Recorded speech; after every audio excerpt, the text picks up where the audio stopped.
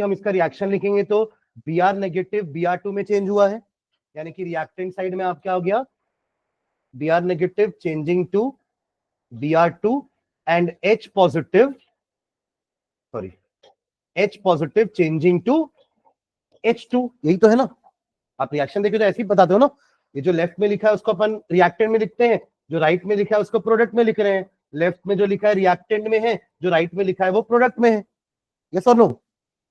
तो अगर आप इसका लिखोगे नॉस्ट इक्वेशन, तो ई सेल बराबर E naught cell minus 0.0591 upon 2 ही आएगा, क्योंकि Br2 कैसे बनेगा, 2 Br होने चाहिए। अभी इक्वेशन बैलेंस नहीं है ना, यहां 2 Br होगा, दोनों Br एक एक इलेक्ट्रॉन लूज करेगा, तब 2 H पॉजिटिव को एक एक इलेक्ट्रॉन मिलेगा, तब जाके वो H2 बनेगा और ये Br2 बनेगा। करेक्ट?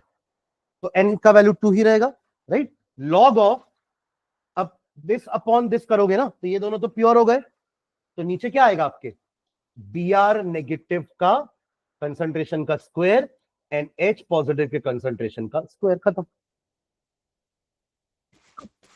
मतलब दोनों नीचे आएगा, ये बोल रहा हूं। अभी तक हमारे ऐसा नहीं होता था ना, एक आयन ऊपर रहता था, एक आयन नीचे रहता था, बट इस केस में हमारे दोनों आयन्स नीचे ही हैं, और दोनों का वो तो दिया है कंसंट्रेशन। अब पुट कर देना वैल्यू, इसका ई नॉट सेल निकाल लेना, तो आपके पास तो वैल्यूज दिए ना, आपका हाइड्रोजन सेल है और ब्रोमाइड है, ये एनोड है ये कैथोड है, जीरो माइनस जो भी इसका वैल्यू है ब्रोमाइड का, देखो ना वैल्यू, मेरे को ऐसे सबका वैल्यू याद थोड़ा है।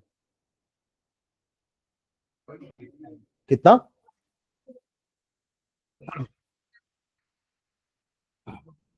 वैल्यू बता रहा हो ना फाइनल 1 पॉइंट, हाँ बस 1.09 माइनस आ रहा है। एक मिनट,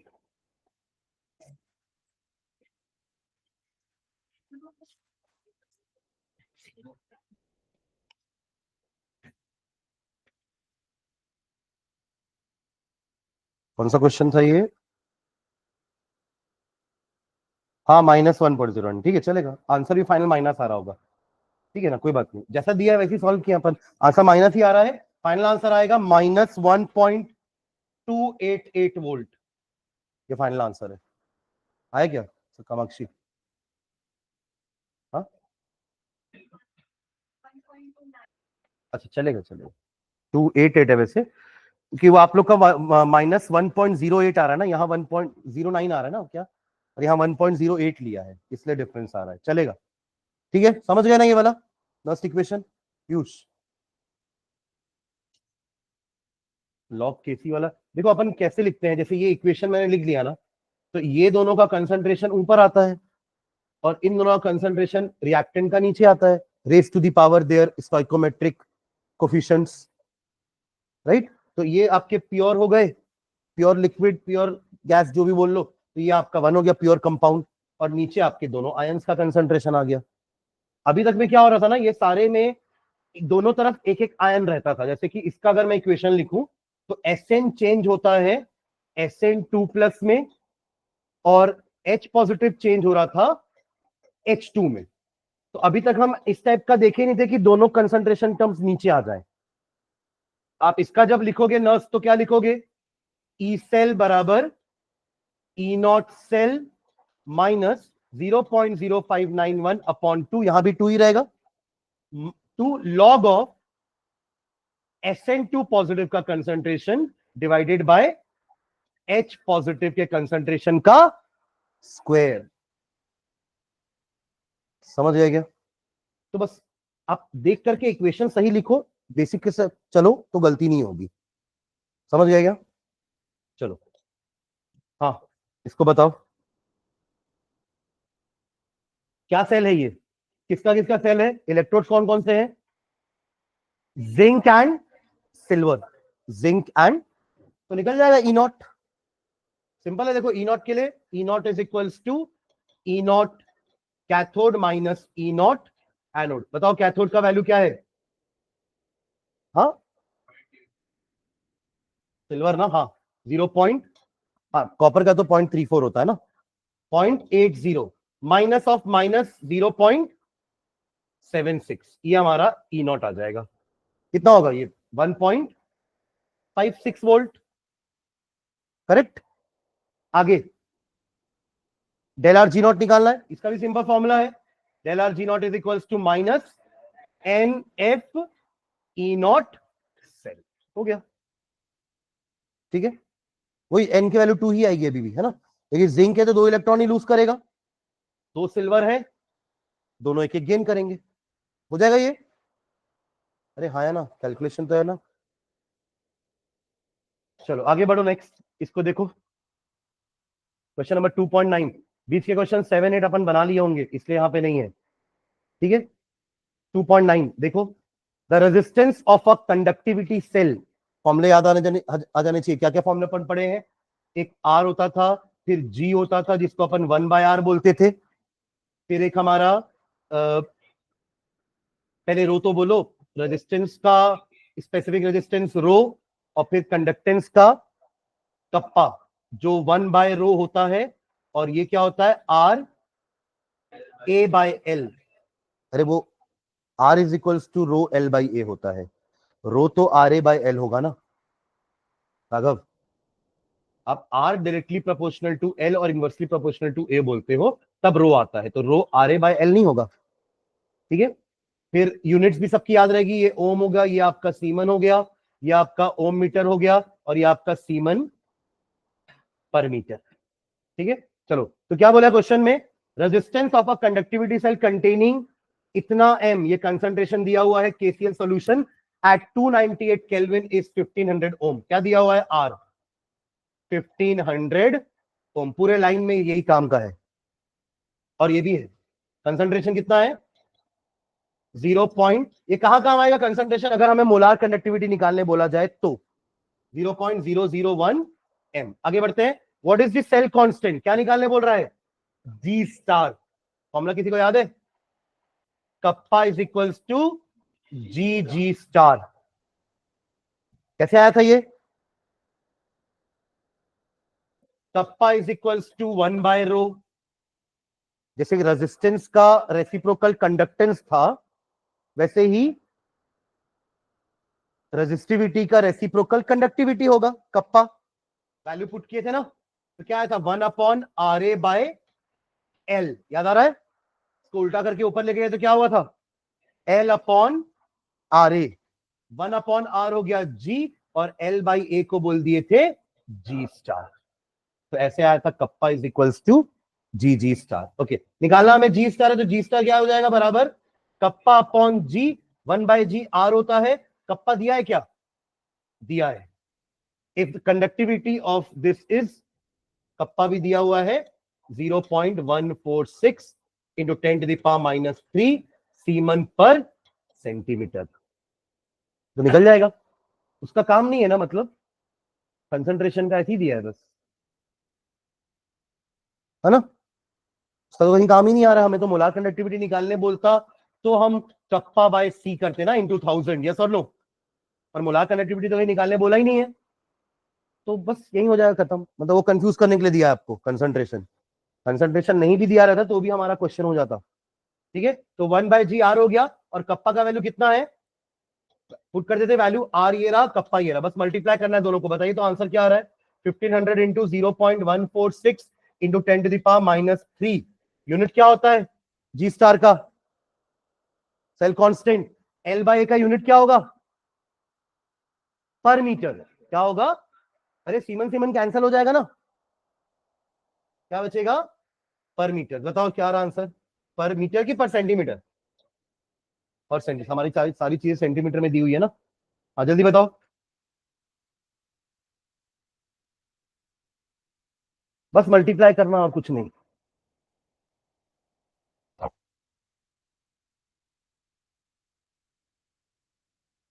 है जी, इसका बोल रहा है 2190, और फिर 10⁻³ भी है, तो वो 2190 ना, तो 0.219 आ रहा है क्या फिर, 0.0 क्यों, 0.219 आएगा ना बस, सही से मल्टीप्लाई करके देखो एक बार ना, इसमें भी पॉइंट है ना पहले भी,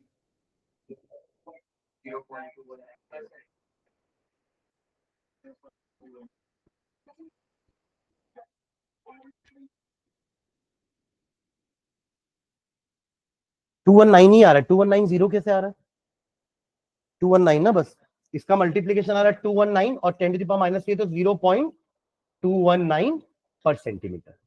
ठीक है, ये हमारा सेल कांस्टेंट हो गया। बस यही पूछा था आपसे और कुछ नहीं है। बढ़े आगे,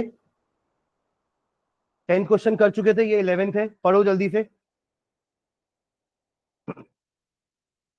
कौन बताया क्या क्या गिवन है क्वेश्चन में सिंबल के साथ? कौन बताएगा, पूछ रहा हूं, बस बताने नहीं बोल रहा हूं। मुझे सबका सिंबल के साथ गिवन लिखवाना है, क्या क्या दिया हुआ है, थोड़ा सा ट्राई करोगे? ये क्या है? रुक जाओ ना, बताने दो ना उसको। हाँ, कंडक्टिविटी ऑफ, यूनिट देख के बताइए। हाँ हाँ, इतना एम एसिटिक एसिड, तो ये क्या दिया हुआ है उसका? नहीं, मोलार कंडक्टिविटी कैसे? कंसंट्रेशन है ना, एम मतलब क्या है? मोलारिटी, मोल पर लीटर। तो ये क्या दिया हुआ है उस एसिटिक एसिड का? कंसंट्रेशन। तो सी दिया हुआ है, क्या है ये? 0.0024 m, 241 m, okay, of acetic acid is इतना। ये क्या है? ये कप्पा, क्योंकि कंडक्टिविटी बोला है ना, कंडक्टिविटी ऑफ एसिटिक एसिड जिसका कंसंट्रेशन ये है, उसकी कंडक्टिविटी ये है। तो ये क्या दिया हुआ है? Kappa, which is 7.896 into 10⁻⁵ semen पर सेंटीमीटर। नहीं तो भी अगर आपको नहीं समझ में आ रहा है तो यूनिट देख के तो बताओ कि क्या लिखा हुआ है वो। समझ गया? पहला sentence, calculate its molar conductivity, यानी कि लैम्डा एम हमें निकालना है। ये फर्स्ट पार्ट हुआ, वहां फुल स्टॉप दिख रहा है आपको? एक पार्ट ये क्वेश्चन का हो गया। अब अगला पार्ट क्या बोल रहा है? अगर एसिडिक एसिड का ये क्या है? हाँ वो, हाँ एट इनफाइनाइट डाइल्यूशन, जो कि अपना ग्राफ से तो नहीं आया होगा, तो कैसे निकाले होंगे? हाँ तो क्या बोलते हैं उसको? कॉलरॉस लॉ से। देखिए हमें पता है कि इसका ग्राफ तो कर्व बनता है, तो कॉलरॉस लॉ से इसका वैल्यू निकाला होगा, उससे कितना वैल्यू आ रहा है? 390.5, 390.5 सीमन सेंटीमीटर स्क्वायर पर mole. What is its dissociation constant? K, K A, acid है ना, ए फॉर एसिड। तो पहले आप लैम्डा एम निकालो, फिर के तो निकल जाएगा डिवाइड करके। कॉलरॉस लॉ का 3 एप्लीकेशन पढ़े थे, आपको याद है? फर्स्ट एप्लीकेशन से अपन एक वीक एसिड का लिमिटिंग मोलार कंडक्टिविटी निकाल रहे थे, दूसरे एप्लीकेशन में अल्फा निकालते थे, और तीसरे एप्लीकेशन में के ए। ठीक है, तो पहले तो लैम्डा एम निकालो। ये क्या है फॉर्मूला? कप्पा बाय, ओ के नहीं है वो, कप्पा है वो, इट्स नॉट के। कप्पा बाय सी, ऊपर ऊपर ऊपर ही क्यों किया मैंने? क्योंकि मुझे सेंटीमीटर में चाहिए सारी चीजें, तो ऊपर 1000 मल्टीप्लाई किए। बताओ तो इसका आंसर क्या आ रहा है?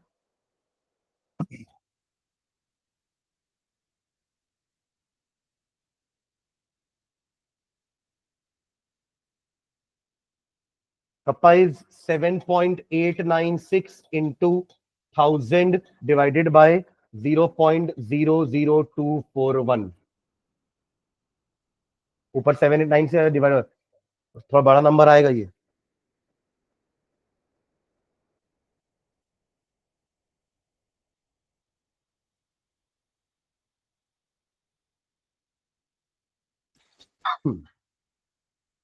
इसके, हाँ, 10⁻, अच्छा हाँ सॉरी यार, सॉरी सॉरी सॉरी, ठीक है ठीक है, अब नंबर थोड़ा छोटा हो जाएगा। ऊपर आएगा 7896 और नीचे आएगा 241। क्या बोलते हो? है ना, ये 10⁻⁵ को नीचे ले जाओगे तो 10⁵ नहीं हो जाएगा? मल्टीप्लाई कर दोगे तो पॉइंट हट जाएगा नीचे वाला, ऊपर वाला भी हट जाएगा पॉइंट।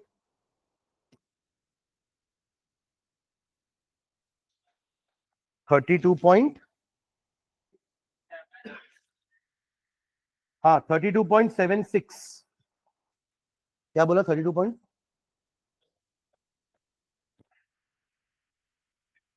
पॉइंट के बाद -1 भी आ रहा है पावर में, कैसे आ रहा है?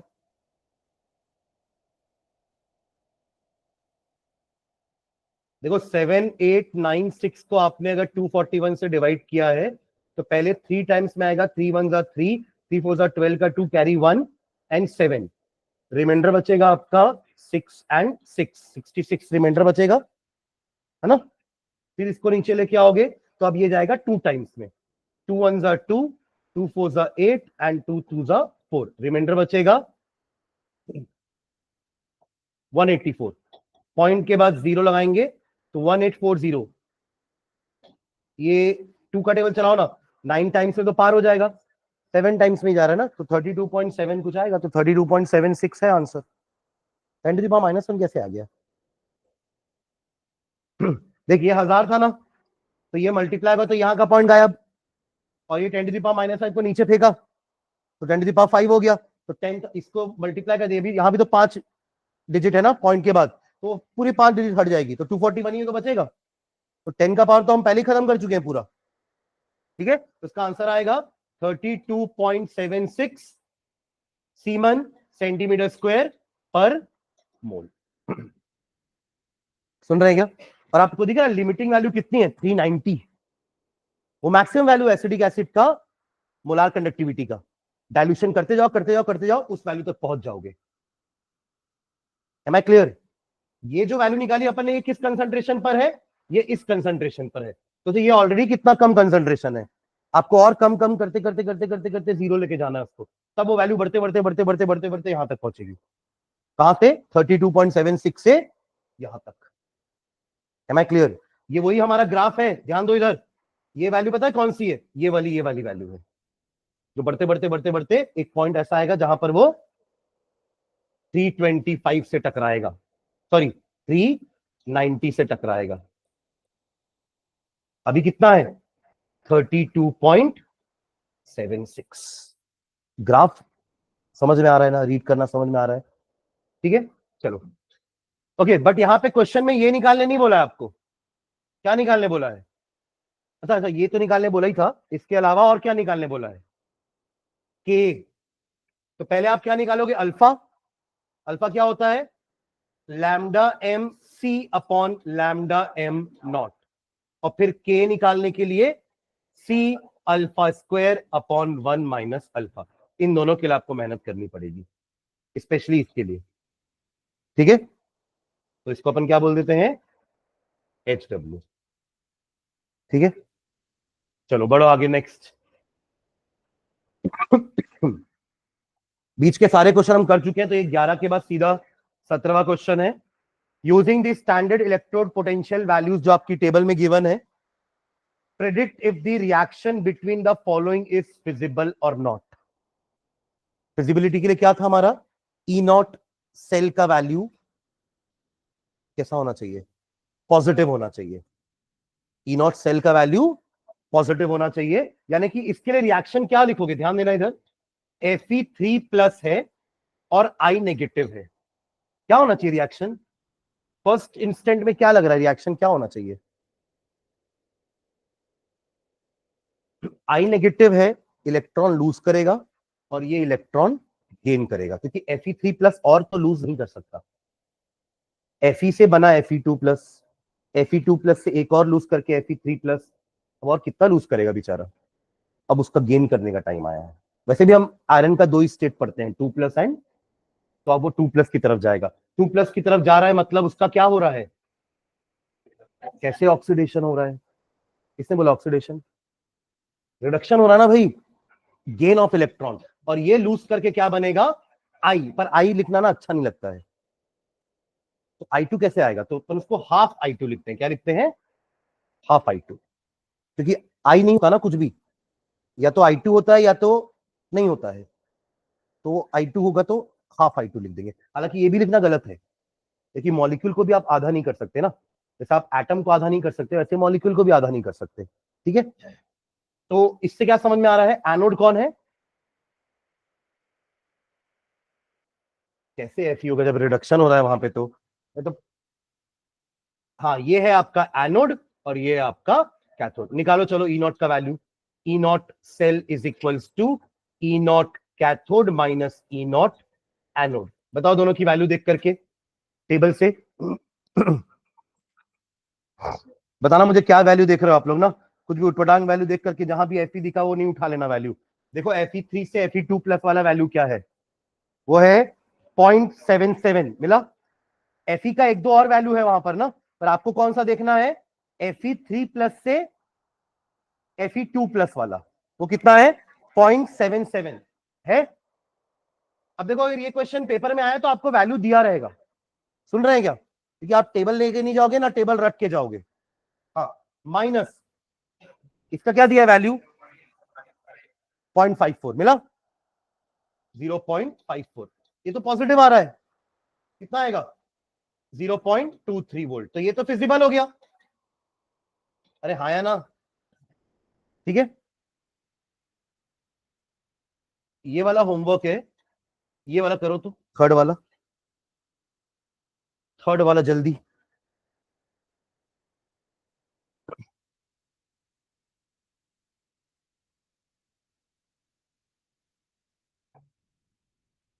रिएक्शन बताओगे कोई, Fe3 plus plus Br negative gives Fe2 plus, हाँ और जैसे अभी हाफ I2 किए ना वैसे Br2 क्या वैसे करेंगे, हाफ Br2, ठीक है।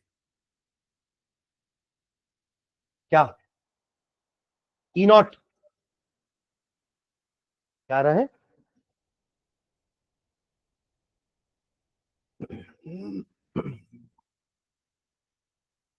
ये तो सेम है ना 0.77, ये बताओ ना Br वाला वैल्यू क्या है 1.09, ये तो नेगेटिव हो गया, माइनस कितना 0.32, पक्का 23 प्लस 9, हाँ 32, ये क्या हो जाएगा नॉट फिजिबल।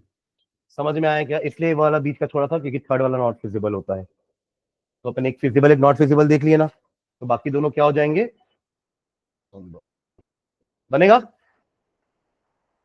यहां भी वैसे वो देखो एजी प्लस बनेगा और Fe3 प्लस Fe2 प्लस बनेगा, ये लूज करेगा ये गेन कर, आप इसको तो देख के बता सकते हो, मुझे बताओ जल्दी से क्या होगा, एजी लूज कर रहा है ना इसके अकॉर्डिंग, और Fe3 प्लस गेन कर रहा है, तो आयरन सिल्वर के सामने गेन कैसे कर सकता है, नॉट फिजिबल होगा ना। अरे आयरन ऊपर है सीरीज में हमारे, एजी कॉपर के साथ होता तो भले कर लेता, समझ रहे हैं क्या, तो यहां पे ये नॉट फिजिबल ही होगा। अभी तो वैल्यू देखे ना, इसकी वैल्यू क्या है 0.77 और इसकी वैल्यू आपको पता है कितनी होती है 0.80, नेगेटिव, समझ रहे, 0.03 आएगा जो कि क्या है आपका नॉट फिजिबल, बन जाएगा ये बाकी दोनों, ठीक है। चलो लास्ट क्वेश्चन है हमारा एक्सरसाइज का 18th question, predict the product of electrolysis in each of the following. Product वही अपना सबसे पहला टॉपिक, इलेक्ट्रोलिसिस करते हैं ना, ध्यान दो इधर, इलेक्ट्रोलिसिस करते हैं, दो रॉड डिप करते थे और इलेक्ट्रिसिटी देने के बाद एक रॉड बन जाती थी एनोड, दूसरी बन जाती थी कैथोड, और जैसे ही आपने इलेक्ट्रिसिटी पास कराया जितने भी कैट आयन होंगे वो कहां जाएंगे, जिनको उन्होंने नाम दिया है कैथोड के पास, और जितने भी एन आयन होंगे वो एनोड के पास जाएंगे। पर हमें पता है ना कि रेस लगेगी तो कोई एक जीतेगा, क्योंकि सब देखो एक्वस सॉल्यूशन है, तो सब में H प्लस और OH नेगेटिव पहले से ही अवेलेबल है। अब आपको समझना, और फिर अपन इलेक्ट्रोड का भी ध्यान देना, इलेक्ट्रोड का भी बात किए थे ना, आप सिल्वर इलेक्ट्रोड लिए हो पर हर जगह बाकी जगह प्लैटिनम है, तो सिल्वर इलेक्ट्रोड भी पार्टिसिपेट करेगा। हमने एक एग्जांपल देखा था, एक में कॉपर इलेक्ट्रोड था विद कॉपर सल्फेट और कॉपर सल्फेट के साथ प्लैटिनम इलेक्ट्रोड, तो हम दोनों को डिफरेंशिएट किए थे कि दो फैक्टर होते हैं जिसमें प्रोडक्ट डिपेंड करता है, एक होता है डिस्चार्ज पोटेंशियल, जिसका डिस्चार्ज पोटेंशियल कम वो पहले डिस्चार्ज हो जाएगा, और इलेक्ट्रोड के लिए भी अपन देखे थे कि अगर रिएक्टिव इलेक्ट्रोड होगी तो वो खुद भी ऑक्सीडाइज हो जाएगी। समझ रहे हैं क्या, पहला क्वेश्चन पढ़ो क्या है, AgNO3 है एंड सिल्वर इलेक्ट्रोड्स है, मतलब ये दोनों इलेक्ट्रोड सिल्वर की हैं और हमने इलेक्ट्रोलाइट क्या लिया हुआ है AgNO3 का एक्वस सॉल्यूशन, ठीक है। तो पहले लिखो क्या क्या हमारे पास आयंस आ रहे हैं, लिखो इसको, इस टाइप के क्वेश्चन को लिखेंगे कैसे, ध्यान देना। नीचे लिखो, नीचे पहले आयंस क्या क्या आ रहे हैं पहले वो लिख लो। Ag पॉजिटिव आयंस आर, उसको ऐसा डिसोसिएट करके लिख लो, AgNO3 dissociates into Ag plus and NO3 minus, और एक्वस है तो H2O भी ब्रेक होगा, H plus and OH minus. ठीक है, और क्योंकि इलेक्ट्रोड हमारी सिल्वर है तो वो भी कुछ ना कुछ पार्टिसिपेट करेगी रिएक्शन में, है ना। तो नीचे लाइन में लिखना एट कैथोड, पहले कैथोड का रिएक्शन लिखते हैं। दोनों इलेक्ट्रोड में क्या क्या रिएक्शन होने वाले हैं, कौन जाके डिस्चार्ज होगा, यही लिखना है हमें बस। तो एट कैथोड नीचे लिखना Ag positive have, Ag positive cathode में क्या होता है, रिडक्शन, और हमारे सीरीज के अकॉर्डिंग हाइड्रोजन का इलेक्ट्रोड पोटेंशियल है 0 वोल्ट एंड सिल्वर का रिडक्शन पोटेंशियल है 0.80 वोल्ट। रिडक्शन वाला तो आसान है याद रखना, क्योंकि हम पढ़ चुके हैं, जिसका रिडक्शन पोटेंशियल ज्यादा उसका क्या होता है, रिडक्शन। तो इन दोनों में रिडक्शन पोटेंशियल किसका ज्यादा है, Ag का। तो इन दोनों में रेड्यूस कौन होगा, Ag, यानी कि Ag प्लस और H पॉजिटिव में रेस कौन जीतने वाला है, Ag प्लस। Ag प्लस जाके रेड्यूस होगा और Ag प्लस एक इलेक्ट्रॉन गेन करके क्या बनेगा, Ag बन के चिपकता जाएगा सिल्वर के इलेक्ट्रोड में ही। है क्लियर। तो कैथोड का रिएक्शन क्लियर हो गया, लिख लो नीचे एट कैथोड हाइफन डाल के लिख रहे हैं Ag plus ions have, Ag plus ions have lower discharge potential, Ag plus ions have lower discharge potential. अब ब्रैकेट में ये भी लिख सकते हो हायर क्या, higher reduction potential, lower discharge potential या हायर रिडक्शन। ये रिडक्शन पोटेंशियल का पॉइंट नहीं याद आया क्या, हम लास्ट क्लास में इसी से तो पहचानते हैं ना कि कौन एनोड बनेगा कौन कैथोड बनेगा, जिसका रिडक्शन पोटेंशियल ज्यादा उसका रिडक्शन होगा, और रिडक्शन किसका होता है, कैथोड का, तो वो बन गया कैथोड। ठीक है, okay. Higher reduction potential bracket close करेंगे, then H plus ions, then H plus ions, then H plus ions, full stop. Hence Ag positive ions will be deposited, hence Ag positive ions will be deposited, will be deposited will be deposited as Ag, as Ag in cathode, in cathode। Reaction बताओगे, Ag plus plus electron, अरे reduction ना, तो electron gain नहीं कराओगे क्या, gives you Ag। लिख लो reaction.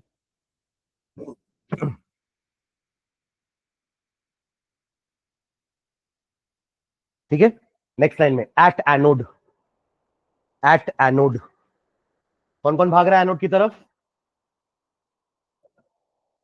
ठीक है, हाँ इसमें लिखो। अच्छा, पर वो सिल्वर इलेक्ट्रोड है तो वो खुद ही ऑक्सीडाइज हो जाएगा, इनको ऑक्सीडाइज करने का मौका ही नहीं मिलेगा।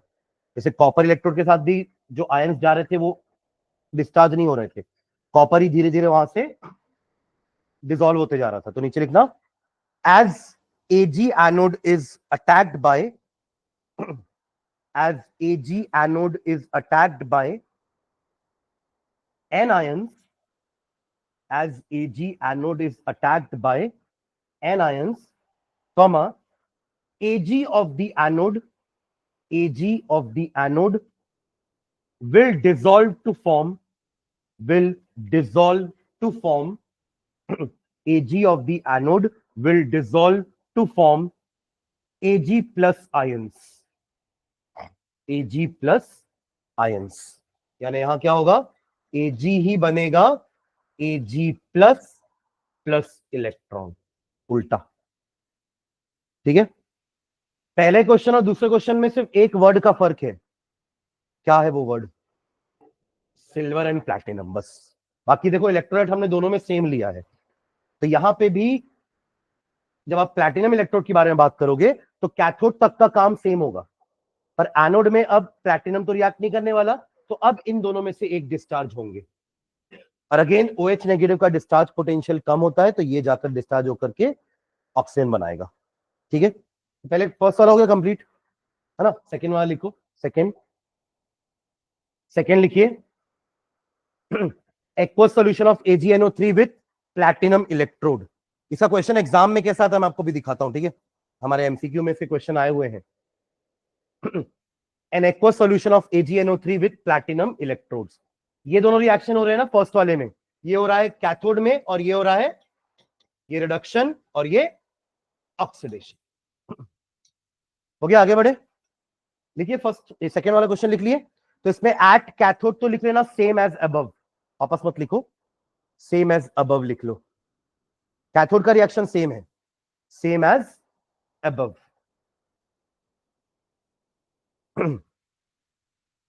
ठीक है, अब एनोड तो रिएक्टिव नहीं है, प्लैटिनम है, अनरिएक्टिव एलिमेंट है, तो अब एट एनोड में लिखो, एट एनोड हाइफन डाल के लिखना, out of OH negative and NO3 negative, out of OH negative and NO3 negative, out of OH negative and NO3 negative,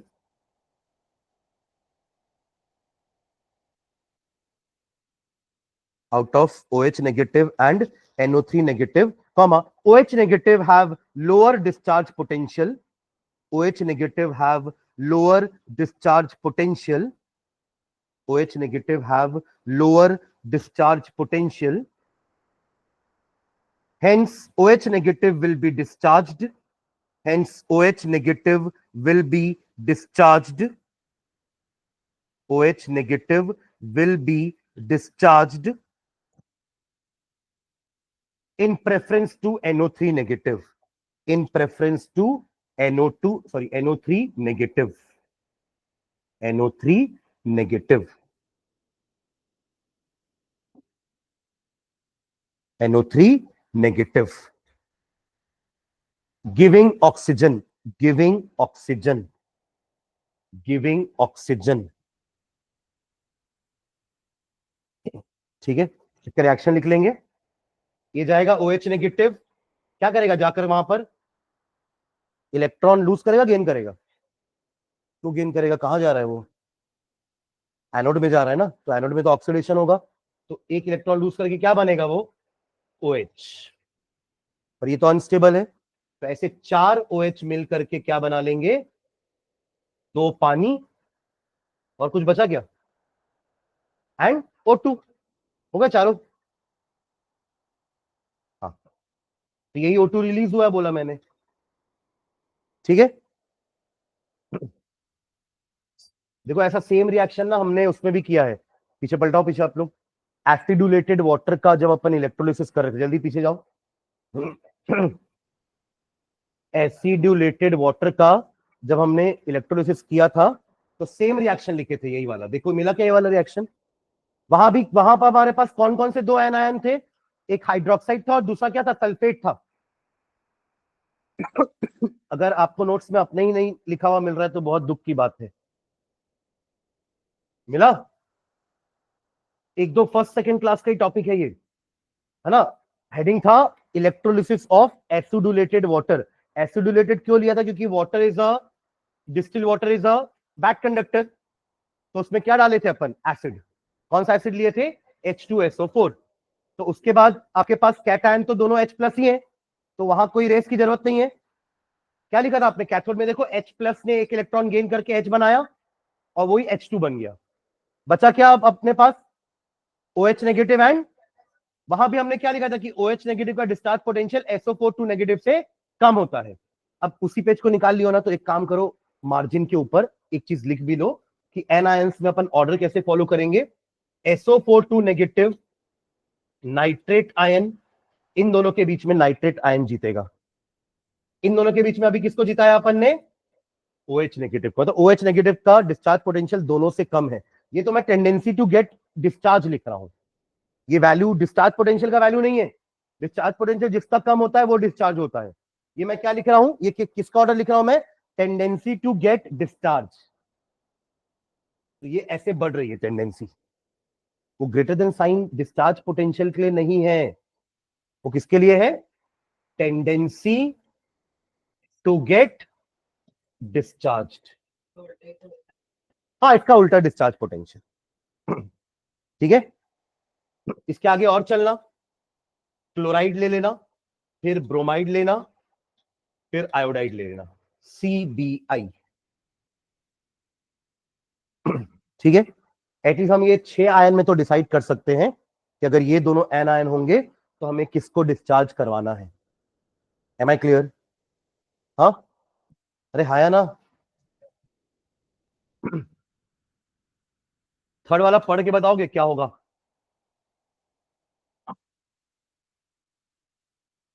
बिना कुछ लिखे।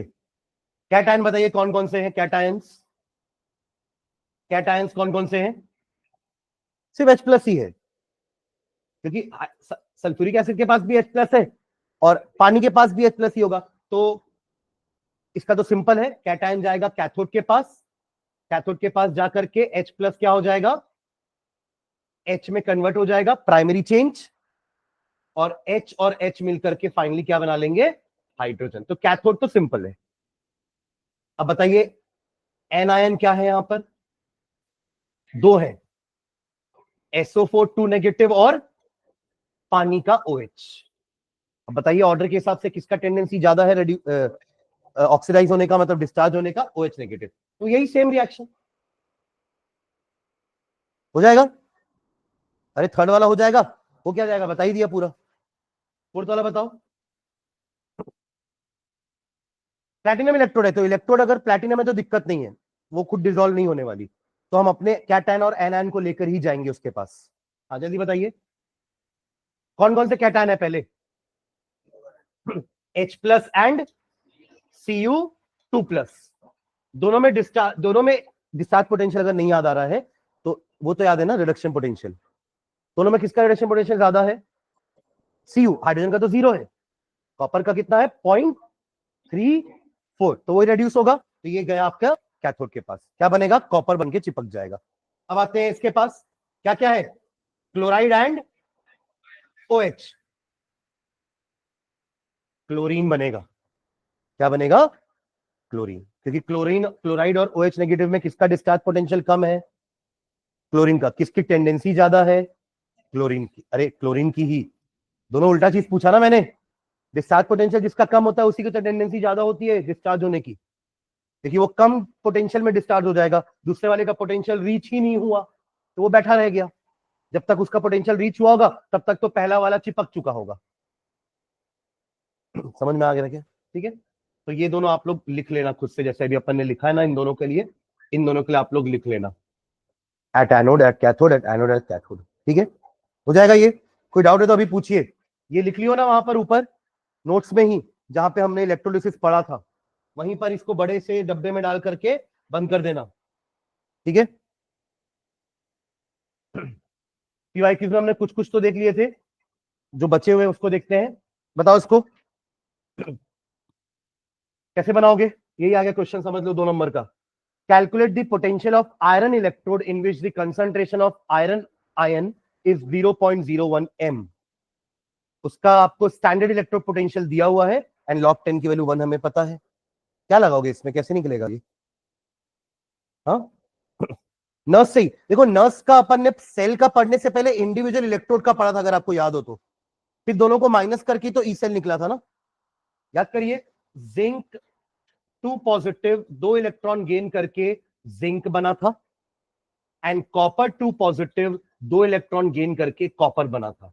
इनका पहले इंडिविजुअल नर्स लिखे थे अपन। इसके लिए नर्स क्या लिखे थे?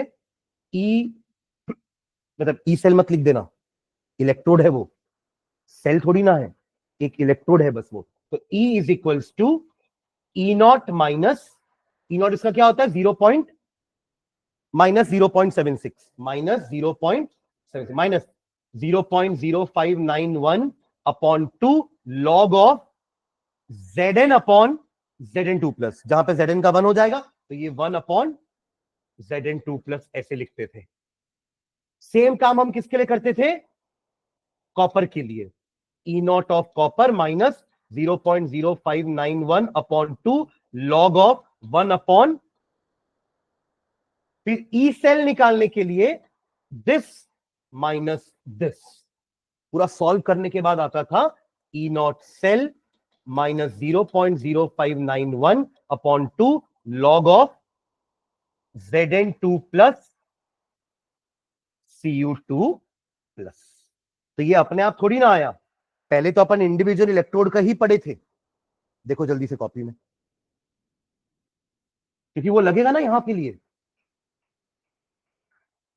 अरे देखो, आप इंडिविजुअल इलेक्ट्रोड के लिए भी निकालोगे तो फॉर्मूला सेम है, सेल के लिए निकालोगे तो ई नॉट सेल लिखोगे, और इलेक्ट्रोड के लिए निकालोगे तो ई नॉट वैल्यू लिखोगे इलेक्ट्रोड की। मिला कि नहीं है, देखो जल्दी से, है ना। तो आप आयरन के लिए कैसे लिखोगे, Fe2 प्लस ने 2 इलेक्ट्रॉन गेन किए तो Fe बना, ये पोटेंशियल उसी का दिया हुआ है ई नॉट। तो वैल्यू क्या हो जाएगी, E बराबर E naught minus 0.0591 upon 2 log of 1 upon Fe2 plus का कंसंट्रेशन, जिसमें ये वैल्यू आपको दे दी है कितना, minus 0.45 minus 0.0591 upon 2 log of 1 upon 0.01 which is nothing but 10 to the power minus 2, ऊपर आके 10 टू द पावर 2 हो जाएगा, 2 जम करके सामने आएगा, लॉग 10 1, पूरा हटा करके 2 लिख दूं क्या, ये 10 टू द पावर माइनस 2 है, ऊपर आके 10 टू द पावर 2 हो जाएगा, 2 सामने आ जाएगा तो 2 log 10 हो जाएगा, और log 10 1 होता है। तो सिंपली अगर अगले स्टेप में 2 लिख दो, कोई प्रॉब्लम है क्या, तो सीधा अगर वो 2 भी हटा दूं तो भी प्रॉब्लम है क्या, अरे ये 2 और ये 2 कैंसिल हो गया, कहीं डाउट होगा तो तुरंत रोकना, ठीक है बायोलॉजी वाले, ठीक है। हाँ, अब ये तो हो जाएगा ना, बस जो भी आएगा आंसर माइनस में आएगा। अब ये मतलब माइनस कैसे आ गया, ये तो इलेक्ट्रोड पोटेंशियल है ना, सेल का पोटेंशियल थोड़ी ना है, ये क्या है, इलेक्ट्रोड पोटेंशियल है। इलेक्ट्रोड पोटेंशियल तो माइनस प्लस हो सकता है ना भाई, जब आप इसके साथ एक सेल बनाओगे किसी का लेकर के कोई और इलेक्ट्रोड का, तब दोनों का कॉम्बिनेशन ई सेल पॉजिटिव आना चाहिए। क्लियर है, ठीक है, बताओ क्या आ रहा है वैल्यू, माइनस 0.5091 की हो ना भाई, ठीक है, क्लियर है ये।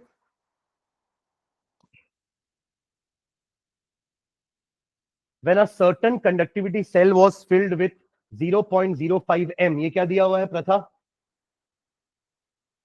कंसंट्रेशन KCl का, it has a resistance of R is equals to 100, C is equals to 0.05 m at 25 degree Celsius. When the same cell was filled with, अब उसी कंडक्टिविटी सेल में जिसका L/A कांस्टेंट होता है, उसमें हमने दूसरा इलेक्ट्रोलाइट डाला जिसका नाम क्या है, बट कंसंट्रेशन सेम है ना दोनों की, नहीं अलग है, इसी कंसंट्रेशन कितनी है 0.02 m, तो उसका रेजिस्टेंस कितना आया 90 ओम। ओके, तो दो केस समझ में आ गए, पहले उसी कंडक्टिविटी सेल में हमने क्या भरा KCl, उसका कंसंट्रेशन दिया हुआ है, उसको लगाए व्हीटस्टोन ब्रिज में, व्हीटस्टोन ब्रिज से तो निकालते हो ना अननोन रेजिस्टेंस, तो उसका रेजिस्टेंस कितना आया 100 ओम।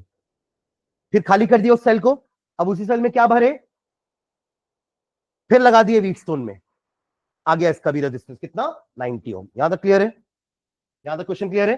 Calculate the conductivity and molar conductivity of AgNO3, क्या क्या निकालना है, कप्पा एंड लैम्डा एम, किसका AgNO3 का, ये मैंने AgNO3 के लिए लिखा है ना पूरा चीज, और ये मैंने KCl के लिए लिखा है, ठीक है, ये KCl है और ये आपका AgNO3 के लिए लिखा हुआ है। Given conductivity of KCl is 1.35 into 10 to the power minus 2 semen पर सेंटीमीटर, पर ओम मतलब सीमन ही होता है ना, ठीक है, कैसे करोगे, देखो आपको निकालना ये दोनों है ना, सबसे पहले अगर कुछ याद नहीं आ रहा तो पहले फॉर्मूला लिख डालो, ये फॉर्मूला लिखने से हमें ये तो क्लियर हो जाता है कि क्या गिवन है और क्या हमें निकालना पड़ेगा। तो कप्पा का फॉर्मूला क्या होता है, जी स्टार, अब जी तो आप निकाल लोगे 1/r करके, बचा जी स्टार तो कांस्टेंट होता है दोनों के लिए, जी स्टार निकालोगे आप इससे, तो kappa is equals to G G star, जिसमें कप्पा आपका है 1.35 into 10⁻⁻² is equals to G हो जाएगा आपका 1/100 इंटू जी स्टार। तो जी स्टार तो सिंपल आ जाएगा, बस 100 से मल्टीप्लाई कर दो। एक्चुअली ये दोनों कैंसिल ही हो जाएगा, 10⁻² और 10⁻² कैंसिल हो जाएगा ना।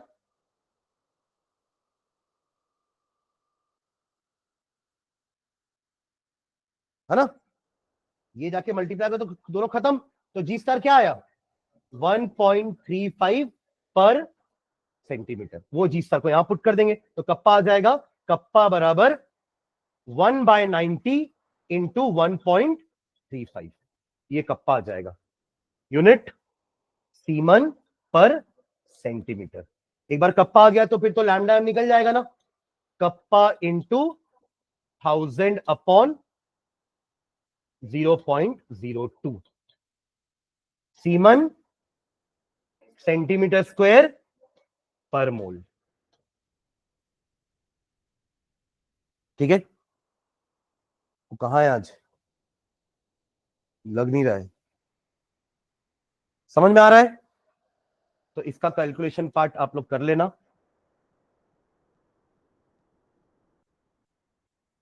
ठीक है, मतलब एक एक बार स्लाइड को घुमाना पड़ेगा, आपको स्क्रॉल करना पड़ेगा, तो आपको दिखेंगे बहुत सारे होमवर्क होमवर्क, तो वो करना पड़ेगा ना कब। ठीक है, चलो केस बेस्ड है, पढ़ने का जरूरत नहीं है क्योंकि अनसीन पैसेज नहीं है। सीधा पहला क्वेश्चन पढ़ो, how do primary batteries differ from secondary batteries. ये पढ़ने के बाद आपको कहीं समझ में नहीं आएगा कि प्राइमरी बैटरी सेकेंडरी बैटरी में क्या डिफरेंस है। हालांकि अपन को भी पता रहेगा ना, हम तो पढ़ के जाएंगे ना चैप्टर। हाँ लिखा है यहाँ पे secondary batteries are rechargeable and primary batteries are not, but क्यों टाइम वेस्ट करना है इसको पढ़ के। आप बिना पढ़े इसको ये नहीं बता सकते क्या कि प्राइमरी और सेकेंडरी बैटरी में क्या डिफरेंस है, बता पाएंगे ना। तो उसको पढ़ के टाइम वेस्ट मत करना, क्योंकि आप सिर्फ पढ़ोगे नहीं उसको, फिर बैठ के समझोगे भी तो वो बहुत टाइम वेस्ट हो जाएगा। हाँ बीच में अगर लगता है कि हाँ कुछ क्वेश्चन नहीं बन रहा है ना, तो फिर भले चले जाओ बीच में एक बार, कि कुछ तो देख के लिखना है ना। तो अनसीन पैसेज जैसे ही कुछ तो लिख के आएंगे इसमें। पर अगर हम कॉन्फिडेंट है कि ये तो बैटरी के बारे में मुझे सब पता है, सीधा क्वेश्चन में आप पहला क्वेश्चन पढ़ेंगे और लिख देंगे primary battery one time usable होती है, उसके बाद वो डेड हो जाती है, और ये बार बार यूज कर सकते हैं। ठीक है, the cell potential of mercury cell is 1.35 and remains constant during its life, give reason. ये पढ़े थे अपन कि रिमोट की बैटरी को मार मार के चलाते रहते हैं, बट वो कैलकुलेटर की बैटरी एक बार ऑफ तो खत्म, है ना। उसका रीजन क्या था कि उसके जो ओवरऑल रिएक्शन में कोई भी आयंस नहीं थे। आपको याद है इसका रिएक्शन क्या था मर्क्यूरी सेल का ओवरऑल, किसी को याद है मर्क्यूरी सेल का ओवरऑल रिएक्शन, Hg, एक सेकंड रुक जाए, वो था ना इसमें मर्क्यूरी जिंक था ना, Zn plus HgO gives you ZnO, ZnO plus Hg, ये हुआ ऑक्सीडाइज और ये हुआ रिड्यूस। तो यहाँ कहीं भी आयंस नहीं है, तो आयंस का कंसंट्रेशन बीच बीच में लाइफ टाइम में चेंज होता रहता है, बट इसका नहीं होगा। ठीक है, ये इसका रीजन है। Write the reaction involve in the recharging of lead storage battery. अपन डिस्चार्जिंग का लिखे, फिर अपन लिखे थे ना इसका उल्टा रिएक्शन, मतलब जितना भी PbSO4 बन जाता है ड्यूरिंग डिस्चार्जिंग, जितना भी PbSO4 बन जाता है ड्यूरिंग डिस्चार्जिंग, इसका ऑपोजिट रिएक्शन लिखोगे तो Pb और PbO2 मिल जाएगा। देखो एक बार जल्दी से रिएक्शन लिखे ना अपन, पर जो रिएक्शन हमने लिखा है कॉपी में वो शायद डिस्चार्जिंग का होगा, देख रहे हो। उसका उल्टा कर देना, मैंने कहा था ना सिर्फ एरो को उल्टा करना है, सुन रहे हैं क्या। पर लिख वैसे मत देना कि एरो उल्टा करके ऐसे लिख दिए, उसको लिखोगे वैसे ही जैसे रिएक्शन लिखा जाता है, reactant on the left side and product on the right side, हो जाएगा वो। तो रिचार्जिंग का इक्वेशन लिखने बोल रहा है, अरे हाँ या ना। फ्यूल सेल का एडवांटेज क्या था, हाँ तो एडवांटेज बताओ ना, पानी भरता है क्या। Eco friendly, pollution free, eco friendly मत लिखना, पॉल्यूशन फ्री। क्या लिखोगे, pollution free and efficient, efficient है और पॉल्यूशन फ्री है।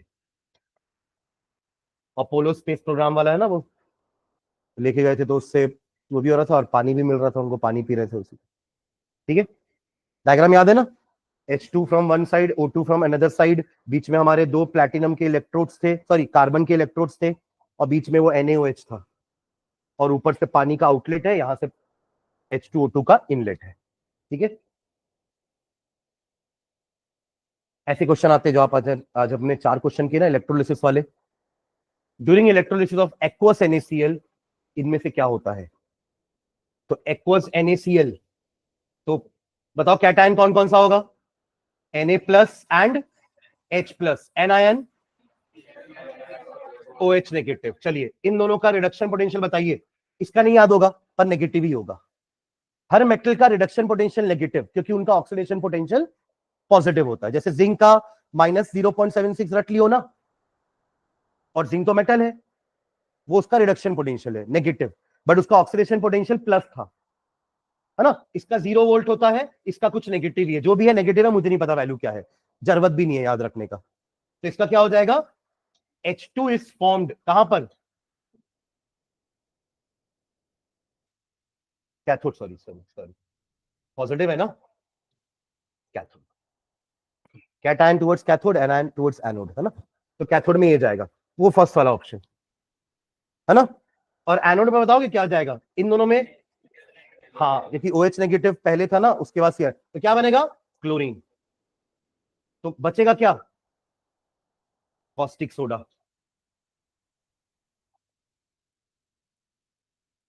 आंसर विल बी, है ना, और कुछ तो नहीं दिया ना। Chlorine is liberated at cathode बोल दिया, एनोड बोला होता तो ये भी ऑप्शन करेक्ट होता ना, ऑप्शन डी। बट ये कैथोड नहीं है, ये एनोड में होता तो करेक्ट होता ये ऑप्शन। ठीक है ना, आगे बढ़े। ये मैंने होमवर्क दिया था आप लोग को, नर्स से बन जाएगा ना ये? स्किप करूं? ऊपर वाला बताओ। रेजिस्टेंस ऑफ, ये रहा कंसंट्रेशन, यहां लिख रहा हूं ना given, concentration is 0.05 m, found to be R is 100 ohm, G star is 0.0354। R दे दिया, G स्टार दिया, मतलब पक्का कप्पा निकालने बोल रहा है। नहीं, मोलार कंडक्टिविटी नहीं, पर कप्पा तो निकालना पड़ेगा, बिना कप्पा के मोलार कंडक्टिविटी कैसे निकालोगे? तो kappa will be equal to G star, kappa will be equal to wallet, ये भाई वॉलेट भी दे दो, kappa will be equal to G star. तो जैसी कप्पा निकला तो लैम्डा निकल जाएगा, कप्पा इंटू 1000 अपॉन C। ये 5 लाइन में किसी को डाउट है क्या? ये अपन अभी 2-3 बार कर चुके हैं। ठीक है, टफ लग रहा है क्या इलेक्ट्रोकेमिस्ट्री? हो जाएगा ये। तो पहले इसका वैल्यू आएगा और फिर इसका वैल्यू आएगा, यूनिट विल बी सीमन पर, इसका यूनिट हो जाएगा सीमन सेंटीमीटर स्क्वायर।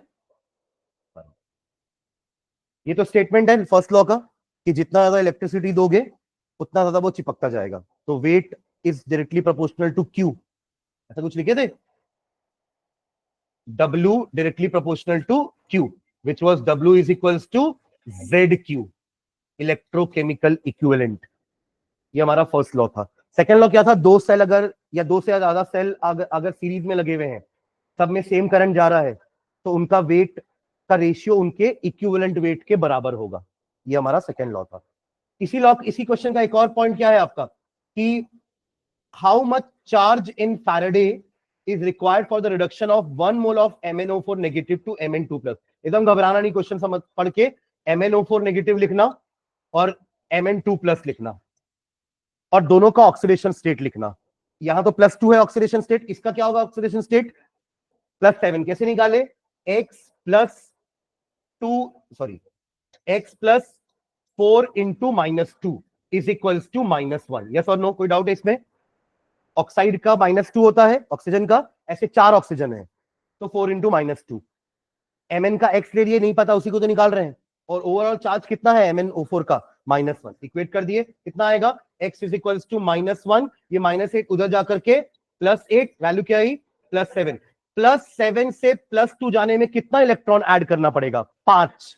ये तो एक MnO4 नेगेटिव की बात हुई, 1 मोल होगा तो 5 मोल, 5 मोल बोले तो 5 फैराडे। इसका आंसर क्या हो जाएगा? 5 फैराडे। मल्टीप्लाई करना चाहते हो तो 5 इंटू 96,500 कूलम हमारा आंसर हो जाएगा। क्लियर है? ये होगा, देखो जल्दी से पढ़ के।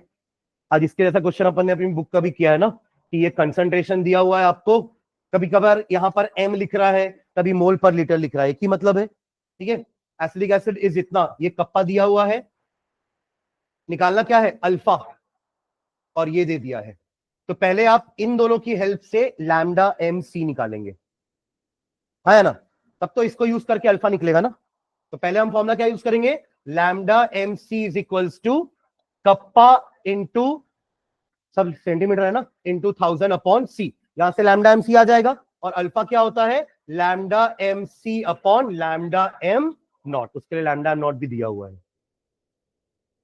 ये हो जाएगा। मैंने आपको कहा था ना कि हर बैटरी सेल का यही 3 चीज याद रखना है कि एनोड किससे बना है, कैथोड, ये 3 चीज नहीं, रिएक्शन भी। एनोड किससे बना है, कैथोड किससे बना है, इलेक्ट्रोलाइट क्या है। तो एक्चुअली यहां क्या पूछा है, एनोड, कैथोड और ओवरऑल रिएक्शन हो जाएगा ये। पीबी, पीबीओ2, और ओवरऑल रिएक्शन में पीबी को भी पीबीएसओ4 में कन्वर्ट करना है, पीबीओ2 को भी पीबीएसओ4 में कन्वर्ट करना है, और बाकी पानी। पीबी प्लस पीबीओ2, इलेक्ट्रॉन इलेक्ट्रॉन हटा दूंगा मैं, प्लस इलेक्ट्रोलाइट क्या था हमारा, H2SO4। ओके, यही 3 चीज तो लिए थे ना। जितना भी पीबीओ2 है और पीबी है वो सब किसमें चेंज होने वाला है, पीबीएसओ4 में ड्यूरिंग डिस्चार्जिंग। यही उल्टा लिखेंगे तो रिचार्जिंग का इक्वेशन हो जाएगा। प्लस क्या बचा, पानी, खत्म। ठीक है, और एनोड हो गया हमारा पीबी और कैथोड हो गया हमारा पीबीओ2। ठीक है, 5 नंबर का क्वेश्चन है ये। नहीं, अगेन वो इलेक्ट्रोलिसिस, ये अगला पेपर चालू हो गया ना, ये उस पेपर का लास्ट क्वेश्चन था और ये अगले पेपर का पहला क्वेश्चन है। During the electrolysis of aqueous NaCl the cathodic reaction is, अभी सेम क्वेश्चन था ना ये भी, जल्दी बताओ। पर ऑप्शन थोड़े अलग दिए हुए हैं। वहां पे ऑप्शन अपन तुरंत देख लिए ना कि कहा क्या बन रहा था, वहां पर हाइड्रोजन बन रहा था, ऐसा कुछ था वहां पर। यहाँ पे बताओ क्या होना चाहिए।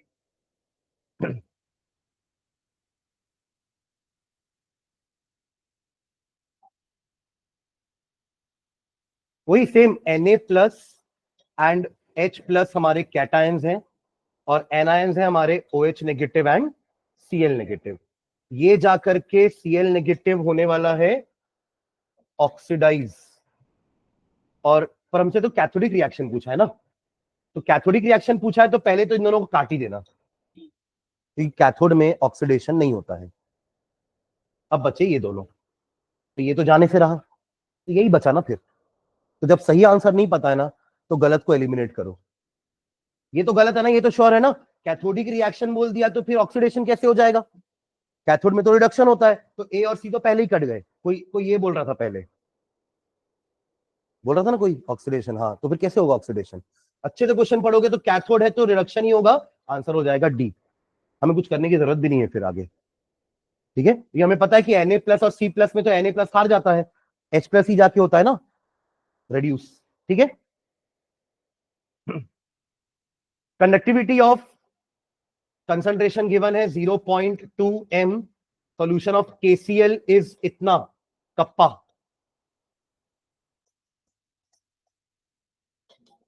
कैलकुलेट इट्स मोलार कंडक्टिविटी, निकल जाएगा, अल्फा निकल जाएगा। बट इसके लिए डायरेक्टली लैम्डा एम नॉट नहीं दिया, पर ये तो दे दिया है। क्या करोगे, add, because lambda M not of KCl is the sum of ionic conductivities of its cation and ionic conductivities of its anion। सामने दोनों के KCl में तो एक एक ही होता है ना, तो सामने बस 1 1 ही रहेगा, है ना। पर अगर ये MgCl2 होता तो इसका आप Mg2 प्लस का तो एक ही बार लेते, पर क्लोराइड का आप 2 मल्टीप्लाई करते, जो हम जनरली भूल जाते हैं। MgCl2 होता है ना, KCl में KCl1 होता है, दोनों 1 1 है, इसलिए दोनों के आगे 1 1 हुआ।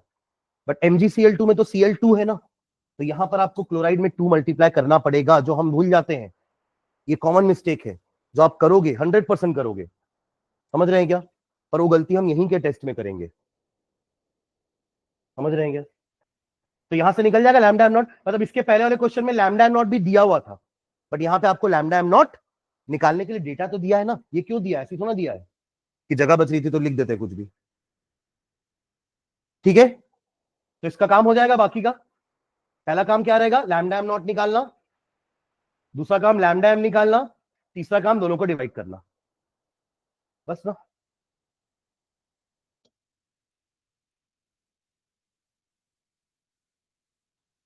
ये मैंने उस दिन होमवर्क दे दिया था, नर्स के जितने क्वेश्चन थे मैंने होमवर्क दिए थे उस दिन, ये वाला पढ़ो।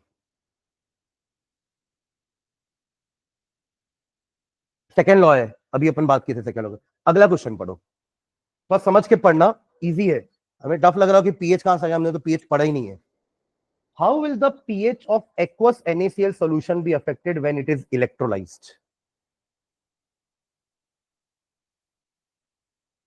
देखो पीएच का मतलब क्या होता है, कैसे बढ़ेगा?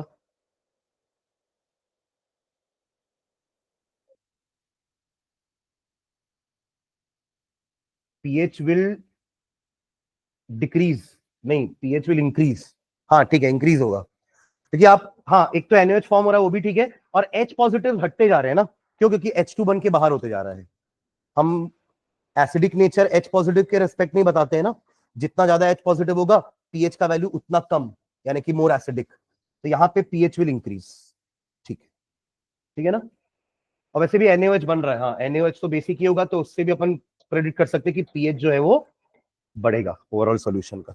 ठीक है, पहले न्यूट्रल था ना ये, जब तक आपने NaCl में पानी घोल के रखा था ना, सॉरी पानी में NaCl घोल के रखा था ना, तब तक वो न्यूट्रल था, क्योंकि वो एक स्ट्रॉन्ग एसिड और एक स्ट्रॉन्ग बेस से बना हुआ है, तो वो एक न्यूट्रल सॉल्ट है। पर जैसे ही आपने उसमें इलेक्ट्रिसिटी दिया वो बेसिक हो गया,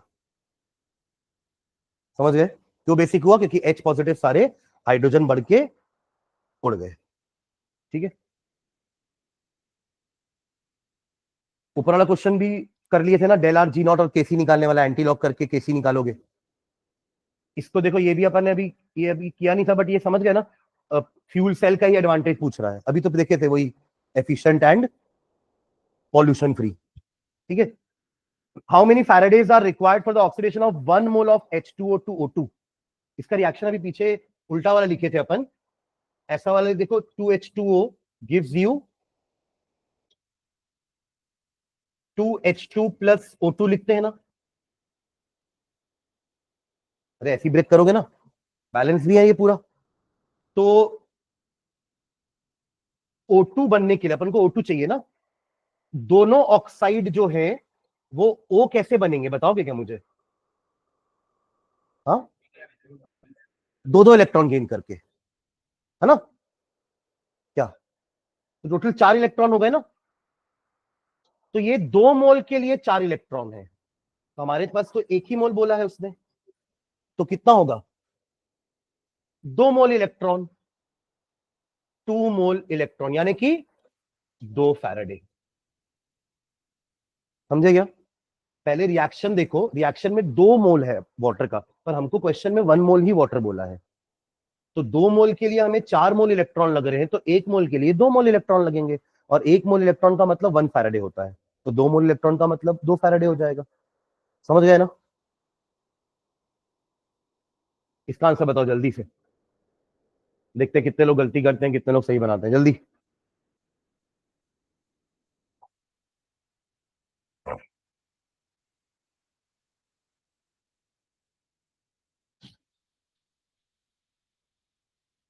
एक आंसर आया C, ठीक है, और बताओ।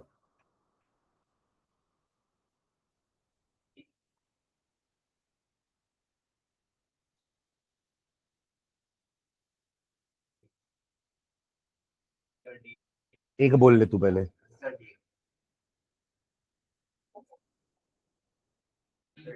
आयुष, हाँ, the molar ionic conductivity, calcium ion की मोलार आयनिक कंडक्टिविटी और क्लोराइड आयन की मोलार आयनिक कंडक्टिविटी क्वेश्चन में दी हुई है।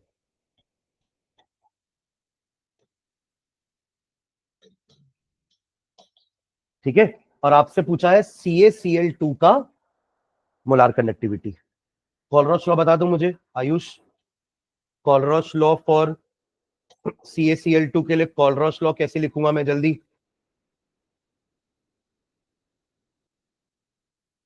हाँ, स्मॉल लैम्डा नॉट ऑफ, हाँ एनोड नहीं, cation anion, anode anode cathode कहां से आ गया यहाँ पे?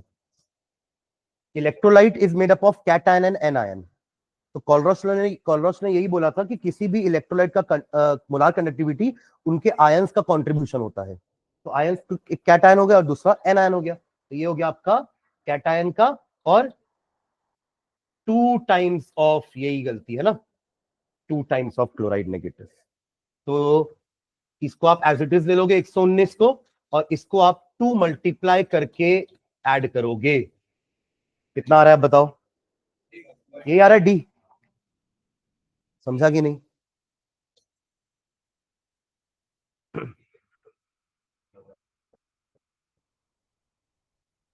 जल्दी बताओ। फॉर डेनियल सेल Zn से Zn2 प्लस Cu2 प्लस से Cu with E naught cell, ये तो अपन निकाले ना 1.1 मोल आता है डेनियल का। If the external opposing potential is more than 1.1 the electrons flow from Cu to Zn, recharging उल्टा। तो उस केस में हमारा सेल उल्टा हो जाता है ना, इलेक्ट्रोलिटिक सेल की तरह बिहेव करने लगता है। तो ये सही है असर्शन। ये अपन 3 केस देखे हैं कि ई एक्सटर्नल अगर ई मतलब आपके इलेक्ट्रोड पोटेंशियल से छोटा है तो गैल्वेनिक सेल की तरह बिहेव करेगा। ई एक्सटर्नल अगर ई नॉट के बराबर है तो इक्विलिब्रियम समझ लो, और अगर ई एक्सटर्नल बड़ा है ई सेल से तो ये हमारा इलेक्ट्रोलिटिक सेल की तरह बिहेव करेगा। यानी कि रीजन गलत दिया हुआ है, assertion is true but reason is false. यहाँ पे गैल्वेनिक सेल की जगह इलेक्ट्रोलिटिक सेल हमारा करेक्ट होता। ठीक है, ये मैंने होमवर्क दिया था एसएन वाला, मैंने बताया भी था ना कि ये हमारा क्वेश्चन एनसीईआरटी के क्वेश्चन जैसे है, बस वो वैल्यू थोड़ी सी चेंज है कंसंट्रेशन की। आगे बढ़ जाना, मत पढ़ना। What is the function of salt bridge in a galvanic cell? हाँ, मेंटेन्स न्यूट्रलिटी एंड, हाँ क्लोज सर्किट कर रहा है, अंदर से इंटरनली सर्किट को क्लोज कर रहा है। When does galvanic cell behave like electrolytic cell? अभी पीछे देखे, when E external is greater than E naught cell. Can copper sulphate solution be stored in a pot made up of zinc? यानी ऐसा बोल रहा है CuSO4 प्लस Zn, नहीं यही तो है ना। Can copper sulphate B stored in a pot made up of zinc? ऐसे कर सकते हैं ना, मतलब रिएक्ट नहीं होना चाहिए ना, मतलब मैं चाहूंगा मेरा कॉपर सल्फेट ही रहे, नहीं पर जिंक तो रिएक्ट कर जाएगा ना। हाँ नहीं तो नहीं करेंगे, समझ गए क्या? वो धीरे धीरे वो कंटेनर है वो लीक हो जाएगा। क्यों होगा लीक? क्योंकि वो कंटेनर से ही जिंक निकल निकल के बाहर जाता, अंदर जाता जाएगा कॉपर सल्फेट में, तो कंटेनर में धीरे धीरे छेद होने लगेगा। समझ गए क्या? है ना, क्लियर है ये? तो अपन बता देंगे कि ये रिएक्शन आपका स्पॉन्टेनियस है, तो ये रिएक्शन करेगा दोनों। कभी भी हम अचार को भी स्टील के बर्तन में नहीं रखते ना, क्योंकि वो रिएक्शन कर जाएगा। तो यहां भी ये दोनों रिएक्शन कर जाएंगे। समझ गए क्या बोल रहा हूं? नेक्स्ट, वही आप पॉजिटिव दिखाओगे वैल्यू, तो यानी ये रिएक्शन स्पॉन्टेनियस है, ये रिएक्ट करेगा दोनों, आपको मिलेगा ZnSO4 प्लस Cu। तो आप चाहोगे क्या कि आपका कॉपर सल्फेट जिंक सल्फेट बन जाए? अगर आप ऐसे ही चाहोगे तो फिर स्टोर क्यों कर रहे हो, छोड़ दो उसको। ठीक है, तो अपन ई नॉट की वैल्यू पॉजिटिव दिखा करके बताएंगे the reaction is spontaneous, hence we can not store copper sulphate in zinc vessel. ठीक है, उल्टा कर सकते हैं, जिंक सल्फेट को कॉपर वेसल में स्टोर कर सकते हो, क्योंकि वो रिएक्ट नहीं करेंगे, तो आपका जिंक सल्फेट ही रहेगा। हाउ मच चार्ज, ये अभी दोनों देख चुके अपन क्वेश्चन, सेम क्वेश्चन है, 5 फैराडे एंड 2 फैराडे। 4 फैराडे तो 2 मोल के लिए था ना, ये 1 मोल लिखा है, इसका आंसर 5 फैराडे निकाले थे पीछे, और इसका answer 2 Faraday. Last paper, dilution affects both conductivity as well as molar conductivity. Dilution करने से तो अपन ग्राफ का तो याद है ना आपको, मोलार कंडक्टिविटी बढ़ता है, तो ये तो श्योर है मोलार कंडक्टिविटी बढ़ती है हमारी। Effect of dilution on both is as follows, दोनों बढ़ते हैं, दोनों घटते हैं, एक बढ़ता है दूसरा घटता है, एक घटता है दूसरा बढ़ता है। ये तो श्योर है कि मोलार कंडक्टिविटी इंक्रीज होता है। अब देखो कंडक्टिविटी और इसमें डिफरेंस समझना, आप लैम्डा एम को क्या लिखते हो, कप्पा अपॉन सी, तो ये इनवर्सली प्रोपोर्शनल है, इसलिए कंसंट्रेशन कम करने से ये बढ़ेगा। बट उल्टा ट्रू नहीं है। तो हमारा ऑप्शन क्या हो जाएगा इसका? डी। डाइल्यूशन करना मतलब कंसंट्रेशन कम करना हुआ ना, तो ये कम करोगे तो लैम्डा एम तो इससे इनवर्सली प्रोपोर्शनल है। फॉर्मूला से समझ में आ रहा है हमको। बाकी हमने हमने उसका क्वालिटेटिव मीनिंग समझा है कि आप जब डाइल्यूशन करते हो तो वॉल्यूम बढ़ता है, नंबर ऑफ आयंस बढ़ेंगे और इंटर आयनिक इंटरेक्शन भी कम हो जाता है, इसके कारण मोलार कंडक्टिविटी बढ़ती है। ये रीजन है एग्जैक्ट कि मोलार कंडक्टिविटी क्यों बढ़ती है डाइल्यूशन करने से। एक तो वॉल्यूम बढ़ रहा है और दूसरा इंटर आयनिक इंटरेक्शंस कम हो रहे हैं। ठीक है, इसका आंसर हो जाएगा डी, है ना? हो जाएगा ये। कोलरॉस law of independent migration of ion define करके एक एग्जांपल देकर के छोड़ देना। और फर्स्ट लॉ भी अपन देख लिए हैं, सेकंड लॉ भी बीच में आया था एक क्वेश्चन, इसमें भी आपका कंसंट्रेशन दिया हुआ है, ये आपका रेजिस्टेंस है, concentration is 0.2 m, resistance is 200 ohm. if the resistance of the same cell when filled with इतना KCl, कंसंट्रेशन बस चेंज किया है, ये भी KCl था और ये भी KCl है। कंसंट्रेशन पहले 0.2 था, अब कितना हो गया है? 0.05। इस टाइप का क्वेश्चन शायद अपन किए हैं, अपना एनसीईआरटी का क्वेश्चन लग रहा है मेरे को तो ये। Resistance is 620 ohm. Calculate the conductivity and molar conductivity of, इसका कंडक्टिविटी निकालना है और इसी की मोलार कंडक्टिविटी निकालना है। कंडक्टिविटी ऑफ इसका दिया हुआ है, सेम अभी इस टाइप का क्वेश्चन किए अपन, बस फर्क इतना था कि वहां पे सॉल्यूशन ही अलग अलग थे।